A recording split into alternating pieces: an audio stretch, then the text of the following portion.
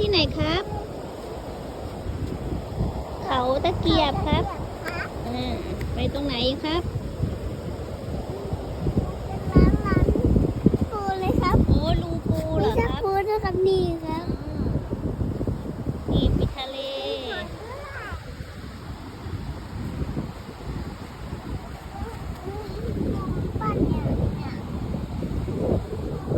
ดูใช่ไหมครับไหนดูวิวทะเลสิไปดู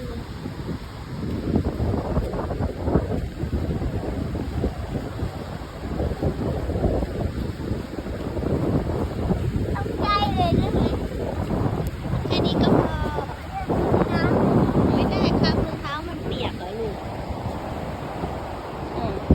ไงต่อครับเนี่ยทะเลสวยมากเลย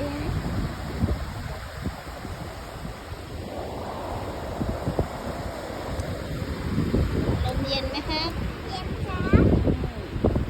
ฟ้าเป็นนู่นใช่ไหม แล้วมาทะเลนี้เราต้องทำอะไรบ้างครับ ต